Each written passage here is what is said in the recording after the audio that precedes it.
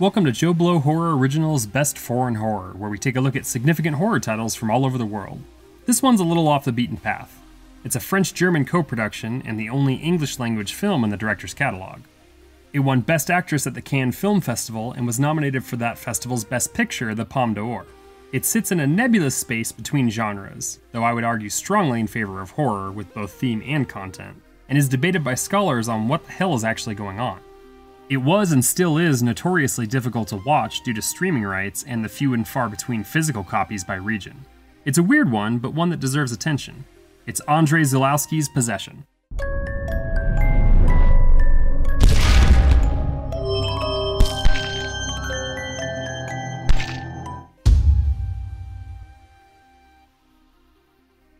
Well, we've taken the plunge on French horror, particularly in the French New Extremity period of the early 2000s.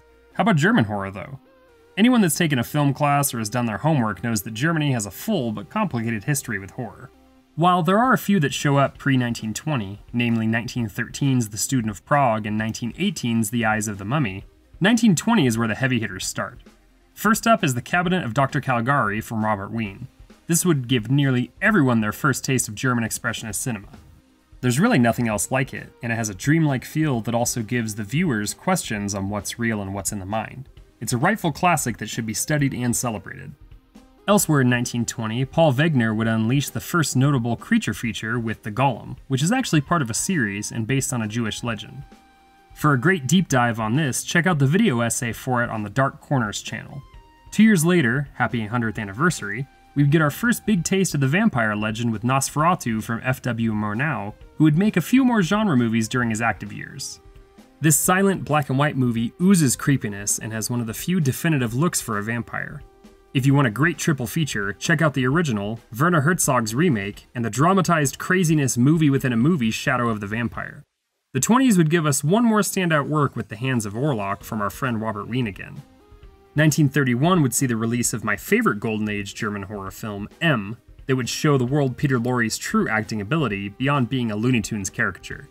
Vampire and The Testament of Dr. Mabuse would follow the next 2 years after M, but unfortunately as the 30s rolled on, the country was plunged into their own dark horror. Just like the country itself, it would take the horror industry some time to recover.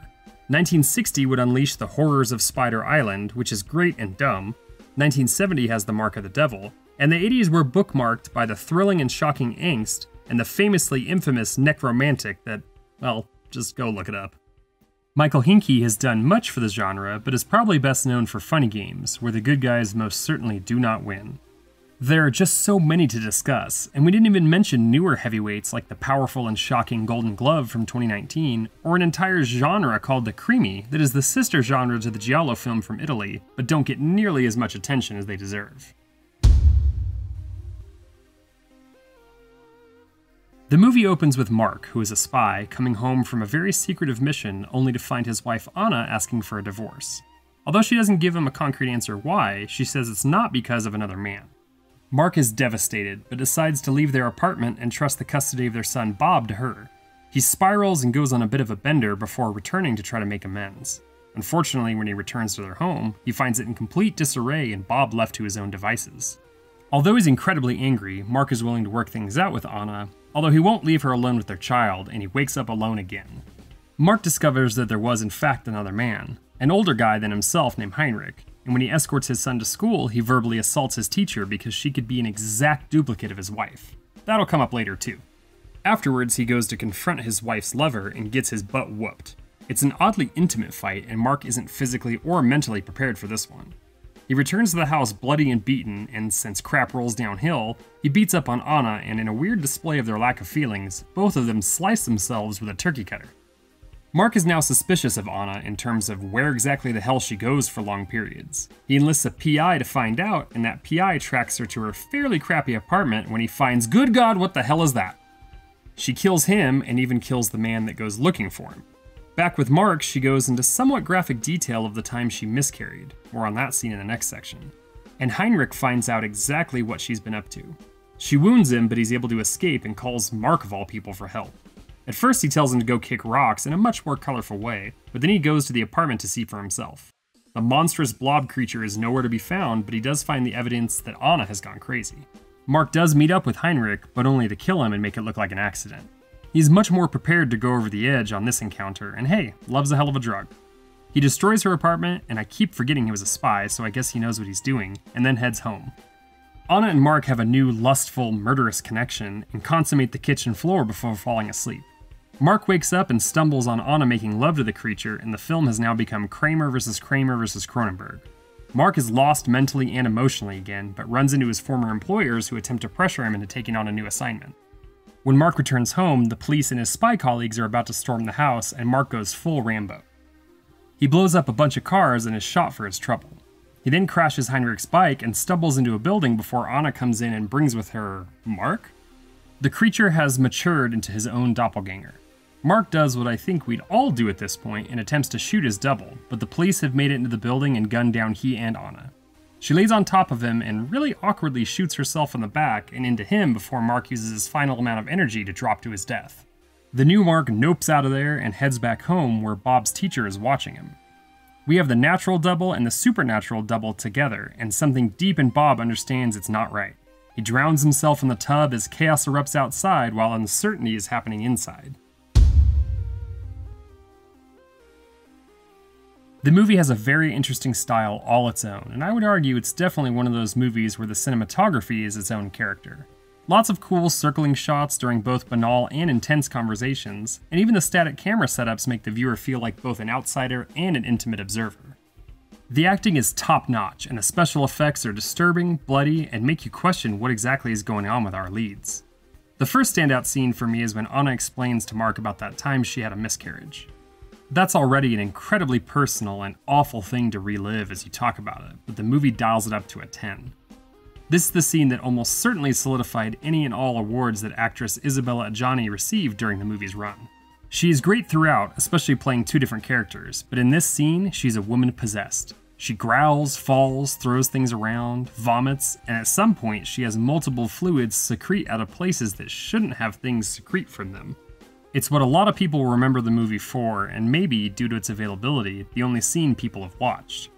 There are a few other standout moments throughout the runtime. Heinrich's assault in the bathroom, the appearances of the creature, any of the powerhouse shouting matches between Mark and Anna, but I think the last 15 minutes or so where the movie really goes off the rails is a spectacle to be seen. From the moment we see Anna close to climax with her rejected model of the following year's The Thing, to when the doppelgangers have taken over the house with absolute chaos erupting outside. The rest of the movie leads up to all this, and everything else just feels like the calm before the storm. Andrzej Zulawski is a name that many may not have heard of, but in addition to writing and directing this film, the Polish-born creator would have a lot of art house films, with his other most famous one probably being On the Silver Globe.